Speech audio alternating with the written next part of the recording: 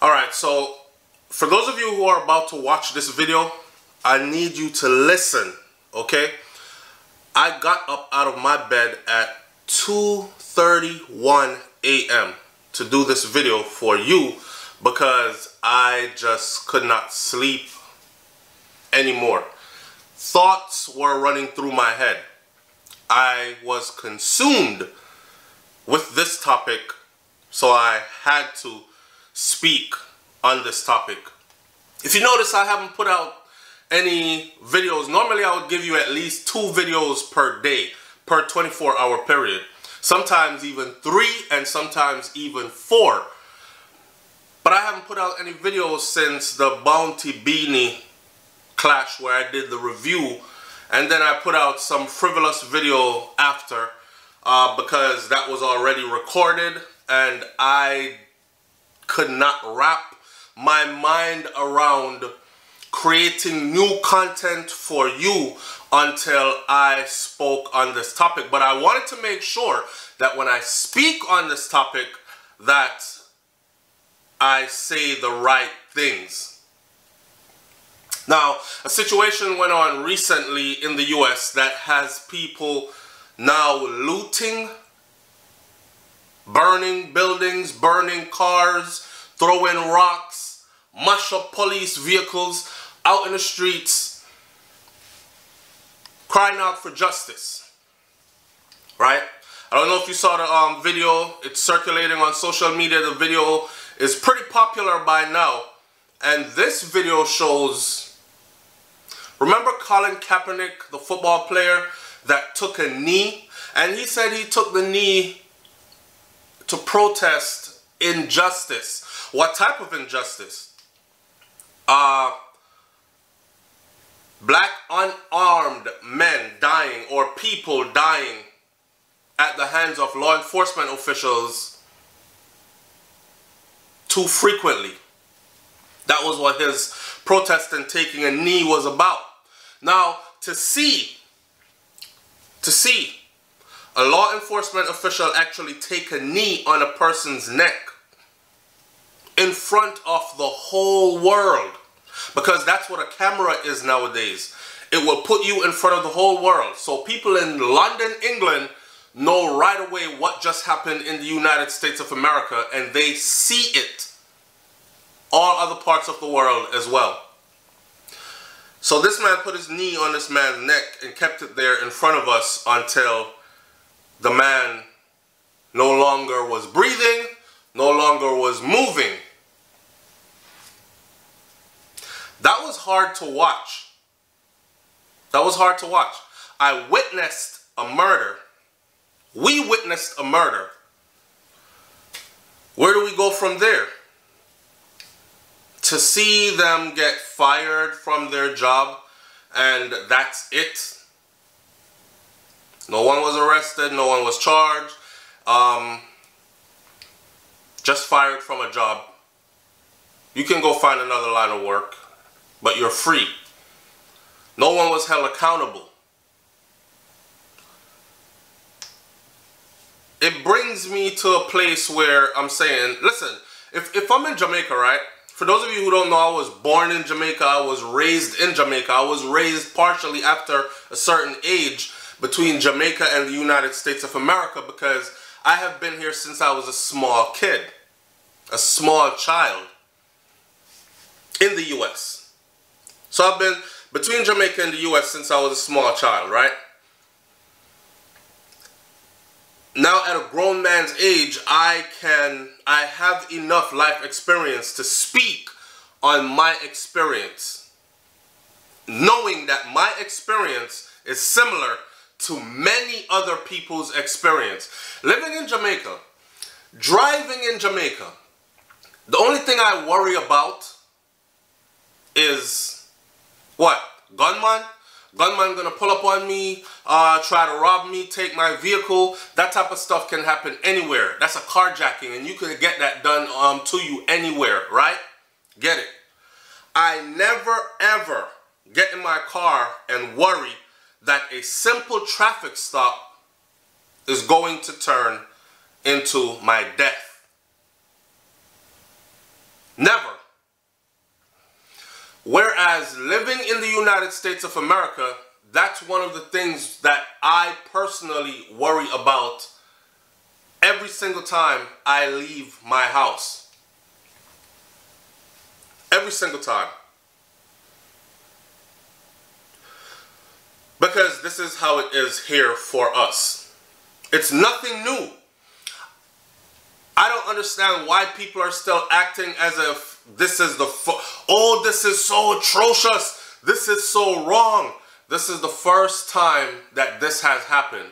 This is not the first time. This is not the second time. This is not the first time we saw and we heard, I can't breathe. What did we do when that one happened? Nothing. Protest. March, the same stuff we've been doing for a long time, over generations, and it's not working. It's not working. I was checking out another vlogger from Africa, Wode Maya. I was checking him out yesterday, and he put up a video where he talked about the topic, the headline of his video said, "Move to Africa or die in the USA, or die in America. Move to Africa or die in America." And a lot of people were saying stuff like, listen, I respect you and all, Wode, but not everybody can afford to move to Africa because it's expensive and this and that. A long list of excuses, right? And I left a comment that said, those who complain, a lot of them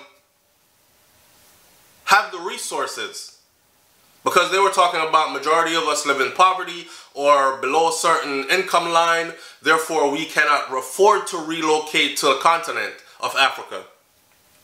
And I saw that as a cop-out. I saw that as an excuse. We prioritize what we want to prioritize. The same people saying it's too expensive, they can't go, not even for a visit because the plane tickets cost so much, blah, blah, blah, are the same people who, if you look on their feet, you'll see $150 pair of sneakers, $150 US pair of sneakers, right? And these are the type of stuff that they brag about and they show off about. And they like the fact that they could wear a different pair of similar cost day after day after day. So you look at them and say, damn, he must be doing really good because he got 7 pairs of the new Jordans. Or he got 5 pairs of this, 2 pairs of that, and his shoes cost so much. Or his clothes, or his car. These are the things we prioritize. And these are some of the brokest people you will find. So if you can find money, is what I'm saying, to do all those things, then you can find money to make that move. Besides, the cost of living on the continent of Africa compared to where you're at now is probably 10 times, some places even 20, 30, 40 times lower than what you are paying now where you're living now. It's just a plane ticket. Now, I'm not advocating and saying, oh, run away to Africa and go live in Africa. I'm just saying, we continue to make excuses to do the only thing that we need to do in order for things like that just happened, to stop. We're all about excuses. Nothing is going to change until we do what we're supposed to do. And we're not doing what we're supposed to do, so nothing is changing. For instance, we still look at each other with venom, with disgust. We still look at our own people with less respect than what we give to others. We still support black businesses less than how we support others. Matter of fact, a lot of us are comfortable in our spending habits. We're not even making an effort to try to mobilize, to strengthen ourselves economically by keeping our money in our community. We're not even trying. And if we can't do these simple things first, now you got to understand that when you look for that many years and you've seen this happen so many times with the same results every single time, you have to start at a certain point saying to yourself, what we are doing is not working. What they are doing, they're not going to stop. So we have to change what it is we are doing in order for them to make a change. You have to force change, but you cannot force change through the channels which I see. Of course, people are frustrated right now. People are angry. People are always angry when a situation is fresh. People are ready to fight, ready to loot and shoot, ready to protest violently. People are ready to do everything when the situation first happens. While those in control, or those who sparked the flame, they just take it as an opportunity. For instance, everybody is out in the streets right now, right? With their cell phones out, videotaping people's face and everybody that's involved in these riots, that's involved in these looting of these stores. Other people who are in there with you, taking your picture, putting it on social media. So when it comes time for the same people to press charges, hey, let's go round up everybody that was involved in the looting. You got all the faces. We've matched them to names and addresses. Let's go get them. When you're sitting in jail now for that, what did that accomplish? I understand people are angry. I understand people want justice, but that ain't the way to get it. And I will go as far as saying that we are not even disciplined enough to get justice. Do you see this ever happening to Chinese American citizens or residents? I don't even see this happening to Hispanics. But it happens to black people all the time, over and over and over again. And then we sit and we watch videos where there's a white guy that comes out of a building and police was called to the scene because of some disturbance, and he's swinging an axe. I just watched this video last night. He's swinging an axe at the police officers. And they try every method in the book except for kneeling on his neck and killing him. They try pepper spray from a distance. They try rubber bullets. They try every single thing. They try talking him down. I even saw one police officer that got so close to him, and of course it was a white police officer, that got close to this white man that was swinging the axe and saying, "Don't come near me, I'm gonna kill you, F you, F-bombs everywhere." And that police officer barely misses getting hit with that axe, right? And he runs for cover, and then and only then did he pull his weapon. "If you don't keep on here, I'm gonna shoot you. I'm gonna tase you. You're gonna get tased, man. You're gonna get tased." And you have to say to yourself, if that was a black guy with that axe, would he have been given all those chances? Needless to say, that guy swinging the axe, he was eventually brought down with a whole lot of fight and taken into custody, unharmed. So how is it that we get stopped and this is what it comes to for us? Because if you watch the video, you can see the brother, like, first he grabbed his vehicle and then there was no resistance. From the beginning, he was taking out his vehicle. And I could imagine what happened there because I've lived it. When we are pulled over, when we're stopped, for those of you who don't live here, don't know, when we're stopped, if it's a black person, they will tell you the first thing that that police officer does. Pull up behind you, woo, woo, woo. You see the lights. You're not breaking any laws. You're starting to wonder, Why am I getting pulled over? What did I do? Anyways, you obey. You do as you're taught to do. You are taught to pull over, turn the vehicle off. We go through extents. We pull over. I pull over. I turn the vehicle off. I take my keys out the ignition. I throw them on the dashboard. I put both hands on the steering wheel. When I'm in Jamaica, I don't have to do all that. Woo woo! I pull over, I turn the vehicle off, and I wait for the officer to come to me. In the US, I pull over, I turn the vehicle off, I take the key out the ignition, I put it on the dashboard. I go through many more steps to protect my life. I am one of those that ask questions. And sometimes I've been met with an intelligent officer who says, well, I'm pulling you over because you were kind of swerving back there, and I don't know if you're drunk, or I just want to get a good look at you, you know, make sure you're not drunk or under the influence of anything. You weren't driving straight, weren't holding your lane, you were skipping lanes. And that's what I was told once, and I said, officer, I'm absolutely sure I wasn't skipping lanes. I was driving straight. However, okay, do your thing. That's exactly what I said. Driver license registration. I say my driver's license, these are my hands on the steering wheel. My driver's license and registration are over there. Like this, are over there.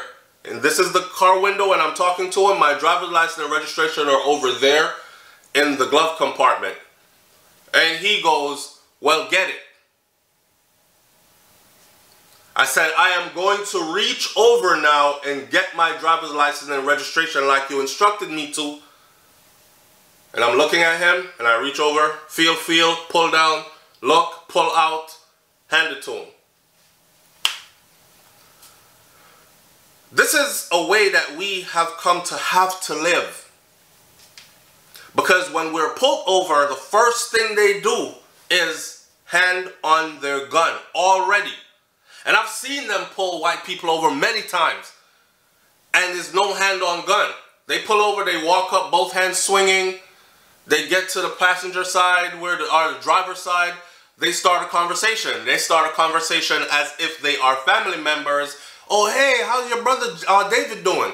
He's all right. How's your mom? I haven't seen her in church since God knows when. Is she okay? Yeah, all right. That's what it seems like their conversation is about. We've seen many situations where their own kind are able to say whatever they want to them. Curse them with every profanity under the sun. And they are still treated like human beings. I've been stopped before. I did my same procedure as I do every time. It shows I have no intentions of running from you. I have no reason to hide or be deceptive about anything. I'm good. I am clean. I am always conscious of the fact, and go look it up. Just Google police officer planting evidence and you will see. Once I pull that key out and my hands are on the steering wheel, I am conscious of the fact that I might be asked to step out of my vehicle. And of course, I'm the kind of person I'm going to ask. May I ask you, officer, why am I being asked to step out of my vehicle? A lot of us ask that question and we're met with something like this. You don't question me, I question you. Step out of the vehicle, sir. That's it. Instead of them saying, we're going to ask you to step out of the vehicle because we have reason to believe that there might be drugs or drug paraphernalias or something in this vehicle that is illegal. Instead of them explaining why, they immediately go into bully mode. You don't question me, I question you. Step out of the vehicle. I'm not going to ask you again. This is how we are met. Now you're forced to step out of your vehicle at the command of a stranger who just so happens to be wearing a police uniform and driving a police car. Never mind that this stranger might not actually be a police. And we've seen that happen as well, right? So taking measures to safeguard your own life can end up taking your own life? These are the things we're supposed to ask. A justification of why you feel the need to pull me over and pull me out of my vehicle. A simple justification. We're never going to get freedom by begging for it, because the minute you start to beg for your rights and your freedom, it's the minute you tell someone else that you are in power, you are in a superior position to me, you are a superior being to me, so I must beg you for my freedom. I must beg you for my right to exist as a human being peacefully. I must beg you.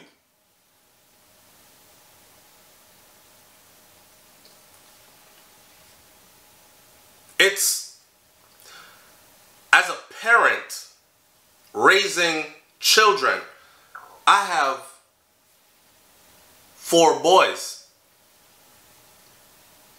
And as a parent raising these 4 boys, you start to think at some point,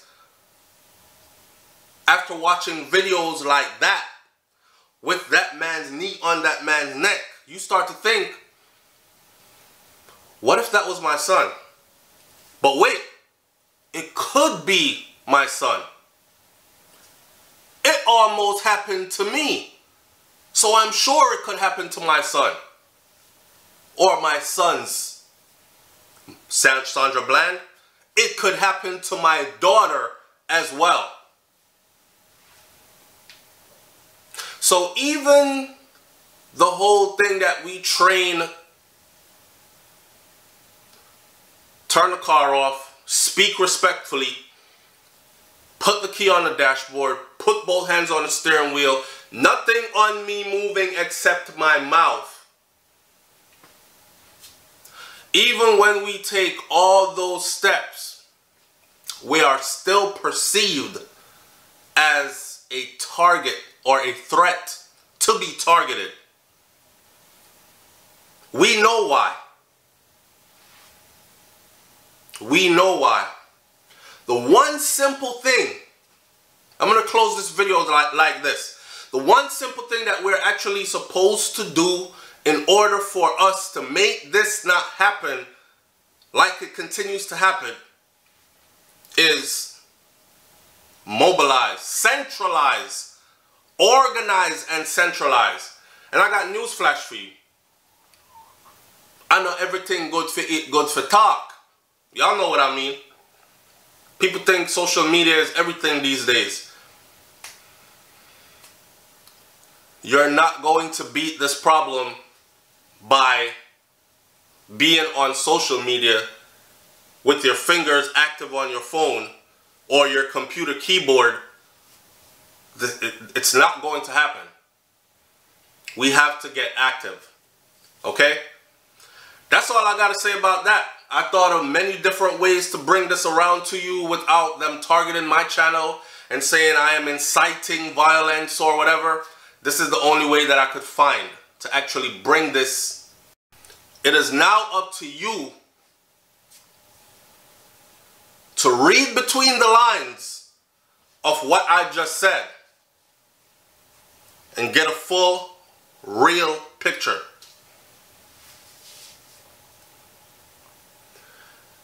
There are people that are saying, how come SouFLoTV not talking about this? It's big news. If this happened in Jamaica, he would definitely have made a video about it. You see, that's the thing though. That's the thing. If it happens in other places, don't use that to justify it happening where it happens in Jamaica. Like a lot of Jamaicans say, yo, go on like say them no kill people are foreign too. Everything happen down here, you make a video about it. Make some video about the things happening there. And I tell them all the time, this is a place that I'm passing through. So I'm not so much worried about what happens here. I'm trying to clean up where I come from so that when I return and it's time for me to sit down and chill, I can do so in peace. However, let's admit that being black and driving in Jamaica as a Jamaican, and I'm speaking for me, let's admit, we don't worry about our skin color being the issue why we're pulled over for a broken backlight on a vehicle, but we end up dead. And we end up dead, unarmed, non-combative, non-resistant, but we end up dead. We don't worry about that stuff in Jamaica because it's not something to worry about. So however you want to take this, if you're coming to visit the USA, just know that these are one of the things that are very real that we deal with here. Maybe we're desensitized a bit because it's something that happens so often and we deal with it every single day. But that's the reality. I'm going to leave this video right here and I might have to do a part 2. If you want me to do a part 2, tell me in the comment section what exactly do you want me to speak on concerning these things. And I'll make a whole video about it. Okay? I'll leave this video right here for now. So I'll say like, comment, share, subscribe. Leave your comments in the comment section below. What steps are you taking to protect yourself? And if you don't live here, how are you seeing things from the outside? What does it look like to you? And what solutions do you think we need to employ in order to make sure that this type of stuff continues, never happens, instead of continuing to happen all the time? I'm out. Peace.